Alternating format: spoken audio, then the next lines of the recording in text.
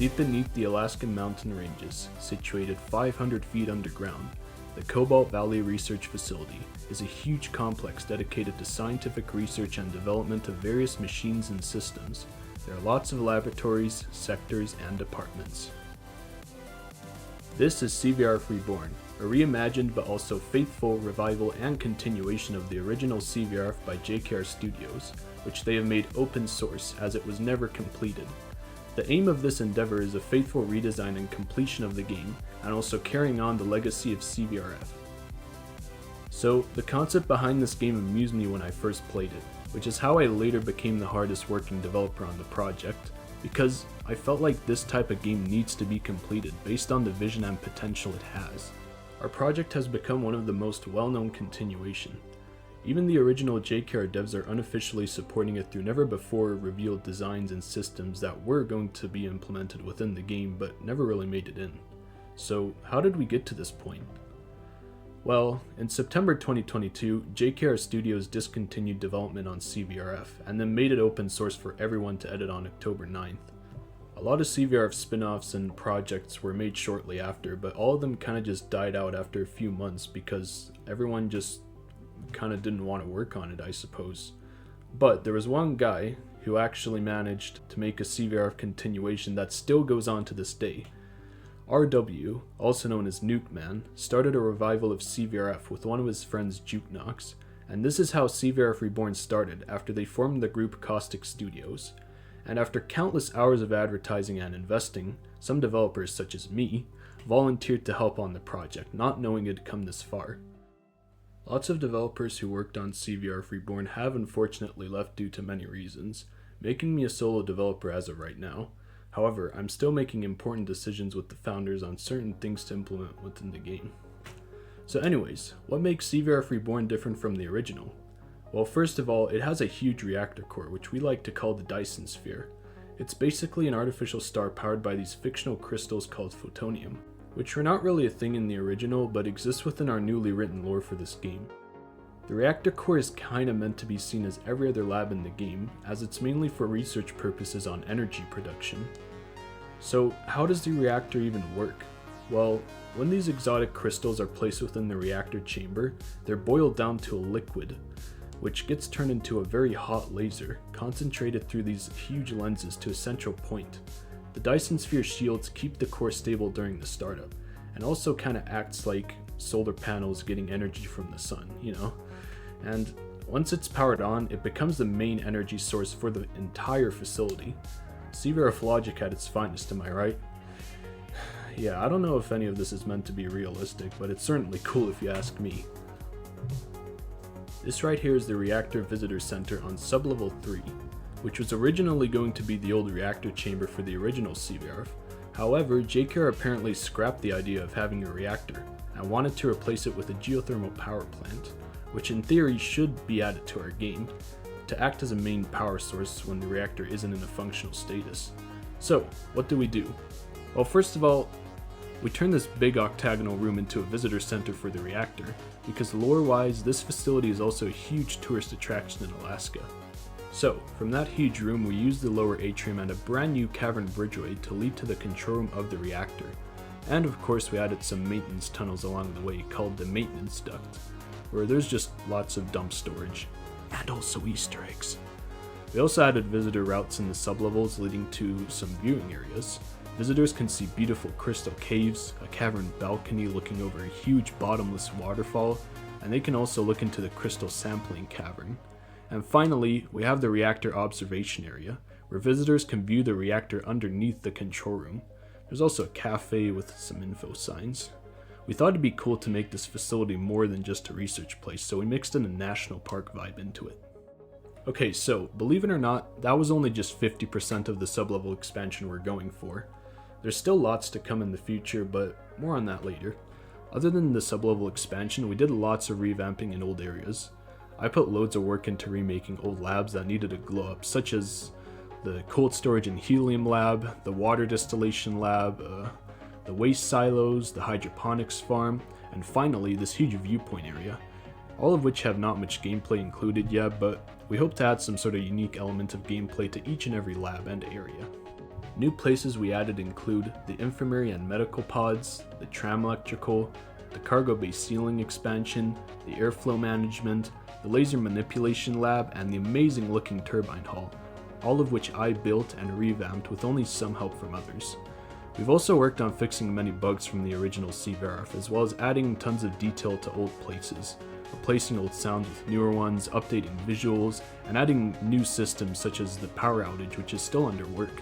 And a lot of this only scratches the surface of how much work went into making everything and how much work there still is to come. And we're doing all this while trying to stay true to the original CVRF, like using old assets for future areas, and we're not trying to rip off the original CVRF or anything, but rather adding tons of new content to make it feel more expanded and alive. It's not perfect or a definitive continuation, but it's one that I think a lot of you will love, despite all of its flaws. Right now the game is still a bit bare bones because we're in the process of finalizing unfinished areas, future-proofing assets, and still discussing how everything should function, and not to mention the amount of scripting that still needs to be done. So we're working on optimizing the game as well, because let me tell you, this game tanks on performance. So anyways, our latest update was 0.25, which was a year ago, I think. Wait, what? That was a year ago? Dang, time sure does fly by. So, what's taking so long? Well, last summer I was mentally overwhelmed and needed a long break, which lasted from September to December, which is the main reason why updating has been taking so long. And for me, there's also just been a huge lack of motivation to work a lot of the time. But there's good news. CVRF Reborn Update 0.26 is around the corner, and while it may not be a super huge update, it still has lots to offer, including the reactor control room redesign, the reactor observation area redesign, a new cavern view for the tram route, and also a new KV tram depot area, with an additional space for a geological survey lab, which will be fully finished by the next update 0.27. Oh, and yeah, our new official logo is going to be everywhere in the game now. This update will also feature new Z-pinch visuals, a remade headcrab reach, which is still very laggy, and a revamped security checkpoint, and a way to freeze to death in the cold storage. Oh, and finally, the reactor startup sequence, which will be the main new feature, and let me tell you, it's amazing. For now, the control room only has 2 features, like 2 buttons, and it's just for the reactor startup and the Dyson Sphere shield enabling. There's also lots of new small details here and there, both in architecture and redesigned models. Alright, so that was the main overview of what's to expect in the new update. So what's in store for the future? Well, I'm not going to spoil everything, but we have lots of great plans for the future.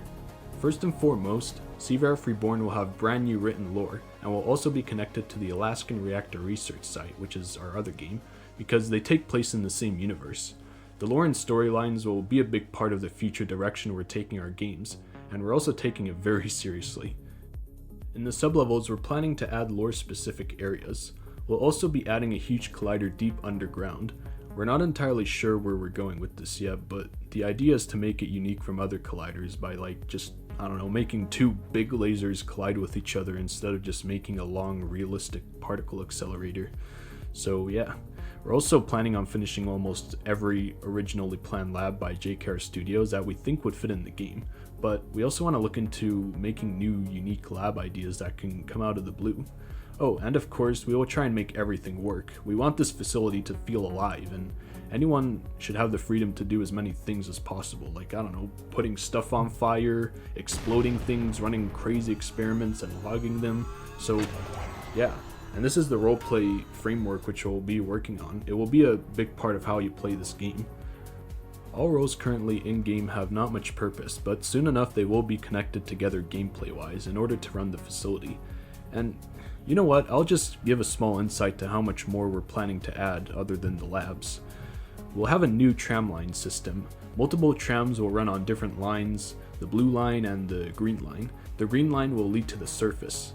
It's also why we're adding a tram depot.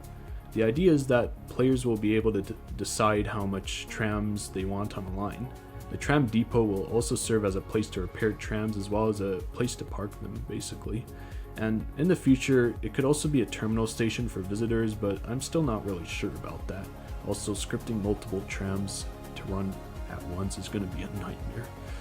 But anyways, there will be more burnable things, and there will also be a sprinkler system. Players will be able to burn way more things with the blowtorch in the future, as well as they'll have the option to activate a sprinkler system in order to put out the fires, which I think will be very cool. There will also be new achievements / badges, and this random room over here will also be finished one day. And seismic events. There will be underground earthquakes that will cause a number of events in the facility, like a power outage, because like in the Alaskan mountain ranges, I'm sure there would be a lot of underground earthquakes or something like that. So I think that's a very cool potential event we'll have in the future. But anyways, we also have the maintenance wing electrical. This will be a way to restore the power during a power outage. And we also have the coolant control center, which will basically just be a way to control the turbines with the reactor and all that. And we also have the archives room, which is in the lower atrium. It will be a place to uncover construction archives, accidents, logs, and cartridges for the reactor startup, and also lore documents. Okay, anyways, we also have underground living quarters because we need a place for players to sleep and all that. So players will be able to use their paycheck money to buy placeable items in a room which they can claim. And there will be 3 main living quarter levels basically. And of course we have the top side, which is the surface of the facility, and it will hopefully be finished one day. And it'll have a visitor center, it'll have a warehouse, 3 labs, an auditorium, a place called Checkpoint Alpha, a meteorology research base, an observatory, an interview room, and hopefully much more. I think it'll be sick. We're also going to have the geothermal power plant, which is in Sector A. It'll mainly house all the geothermal wells, which are technically connected to the top side. Of course, we'll have the reactor core meltdown. Our plan is just to make it absolutely astonishing. Hopefully it's just going to be one of the most chaotic things ever, but also very cool at the same time. We're also going to have the reputation system, which was originally going to be remade in the original CVRF until it got discontinued. But we'll definitely try and make a good system similar to how JKR Studios wanted to remake it. We also plan to add tons of cool sci-fi music to CVRF to make it feel more immersive and cinematic, so hopefully we'll have a lot of cool soundtracks in there. And of course we'll also still keep working on optimizing the game entirely so it runs smoother on performance. So anyways, those are just big key things we're going to add, but there's way more, which I haven't even mentioned yet. Development for CVRF Reborn will definitely still take a couple years at least, given that I'm also helping Lee work on ARS. But CVRF Reborn as a whole isn't really meant to be perfect in any way or form. It's rather meant to be a cool and funny game to play. And yes, I mean funny. Oh no, I have a forklift. Shoot the cars.